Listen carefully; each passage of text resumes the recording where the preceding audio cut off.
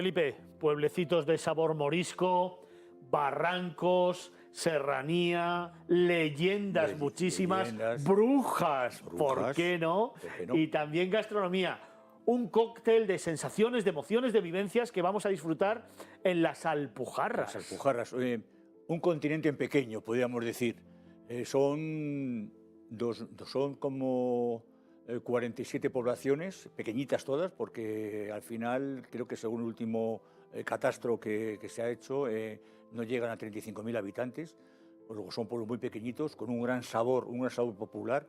Son pueblos todos moriscos. Hay que tener en cuenta que allí fue uno de los refugios de los moriscos, con las diferentes levas que se hicieron para echarlos del país por parte inicialmente tras la toma de Granada por reyes católicos, y después lo comentaremos un poquito más adelante, si quieres, cuando hablemos ya, nos centremos un poco en lo que en sí son las Alpujarras, los pueblos, con Felipe II. Es un lugar de una belleza singular. Hay que centrarlo geográficamente hablando, porque lo que es más conocido es las Alpujarras granadinas, que son mucho más conocidas por una serie de pueblos que después comentaremos, mencionaremos por encima, y que las almerienses. Las almerienses son como más extrañas, más recónditas. Incluso se ha querido estirar un poco la historia de las Alpujarras y la geografía de las Alpujarras almerienses, llegando incluso hasta el puerto de Adra.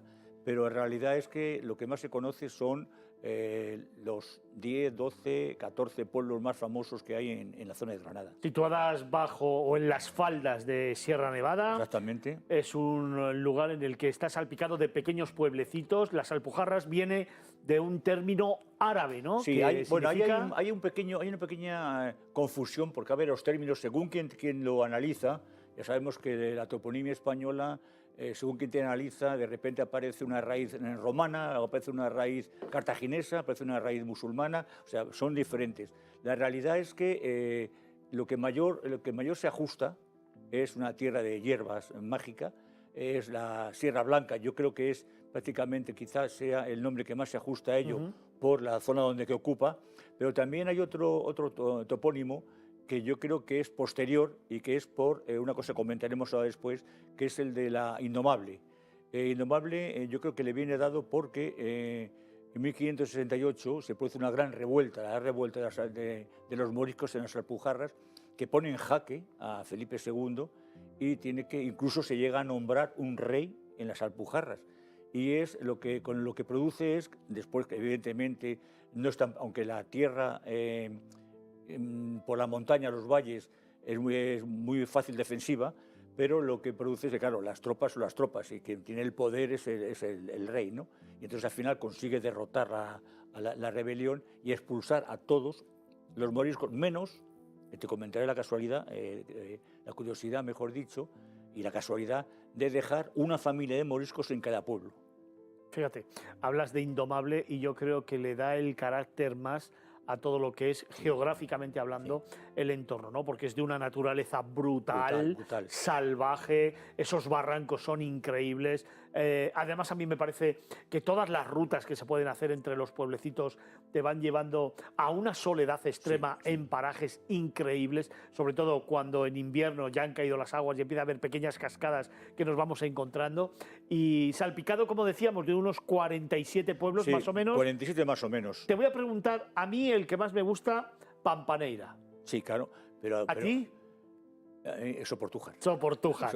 Soportújar, que nos va a llevar también a una leyenda de brujas. A la bruja, sí. Es que cuando, ya hemos comentado hace un momento, cuando se produce la expulsión de los moriscos, la realidad es que esos pueblos, donde dejan a una familia nada más, para traer inmigrantes de otra parte de España, y entonces traen muchos gallegos. Por eso se dice, y Carlos, que está aquí a lo mío, como gallego que es, lo sabrá mejor que yo, los nombres, las raíces de los nombres de muchos de los pueblos de las Alpujarras tienen raíces gallegas. ¿Qué ocurre? Que traen familias gallegas, y entonces en Soportújar se asienta un grupo de gallegos que conocen el manejo de las hierbas, conocen curaciones, y entonces se les considera como brujos, y la gente del entorno vaya a verles y a pedirles consejo.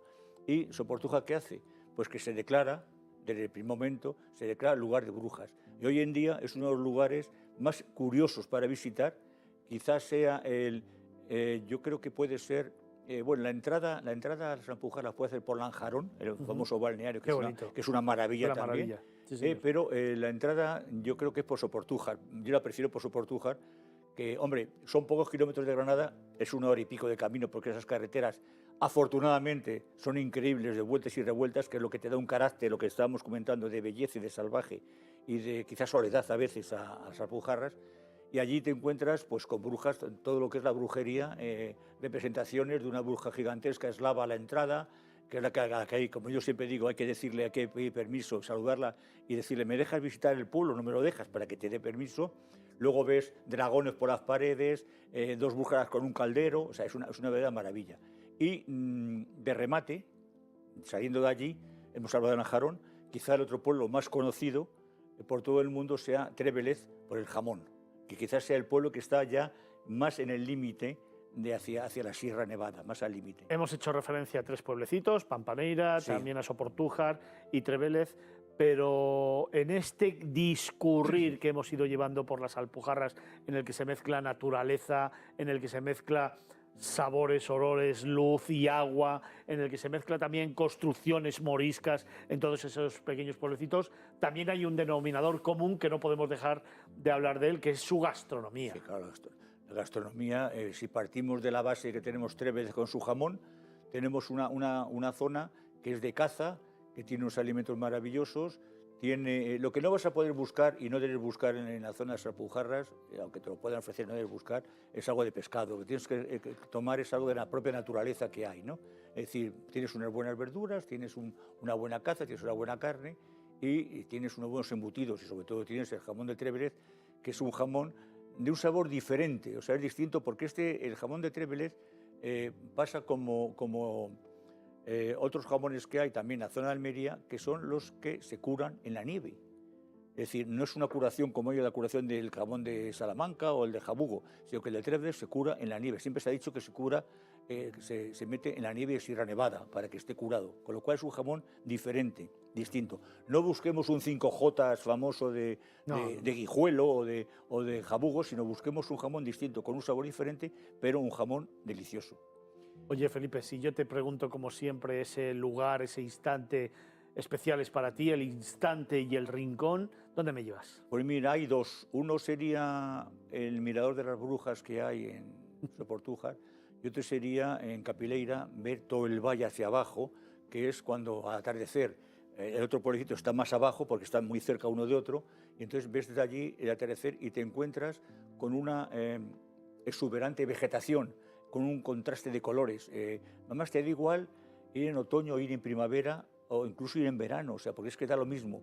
Y otra sensación, si me lo permites, no ya esas otras sensaciones, cuando recorres estos pueblecitos blancos, es la cantidad de flores que hay, o sea, las calles empedradas que van subiendo, el contraste, casas blancas, flores por todas partes, los clásicos geranios en los balcones, las balconadas. A mí me parece que es una de las zonas de España más desconocidas, sí. Quizá porque está un poco, no es que está tras mano, pero quizá está tras mano, porque mucha gente ve Granada, capital, como Granada, y luego dice, vamos a bajar a la playa, nos vamos a Motril y al Muñécar, y nos olvidamos de que, y vamos a Sierra Nevada, que sí, que está muy bonito, que ver el Mulhacén es una maravilla, pero ¿y lo que hay detrás? Y poder bajar a estos pueblos pequeñitos, degustarlos, que además te van a contar una historia muy interesante, porque luego los que somos viajeros, y nosotros y la gente que nos ve, cuando cruzamos el Estrecho y entramos en Marruecos, en Chaouen, o entramos en Túnez, en Hammamet, nos encontramos con gente que nos cuentan, y a mí me han enseñado las llaves de las casas que tenían en estos pueblos de las Alpujarras, cuando sus padres, sus abuelos, sus taranitos, sus se tuvieron que marchar y llegaron allí y se asentaron en estas poblaciones porque no por un capricho, sino porque desde allí ellos espiritualmente podían ver sus casas que habían abandonado en el sur de España. La verdad es que con esta reflexión me quedo. Muchísimas gracias, Felipe. Nada. Es un sitio de estos maravillosos. A mí me parece Algún increíble. Día tendremos que traer alguno de esos pueblecitos, si te parece, ¿no? Yo creo que sí. Traemos alguno de ellos. A mí ya sabes cuál me gustaría traer. Sí, Soportújar. Vamos, sin lugar a dudas. Sin lugar. Pues te tiro el guante, ya sabes. Aquí ya sabes que yo tiro el guante y vosotros cuando lo recogéis.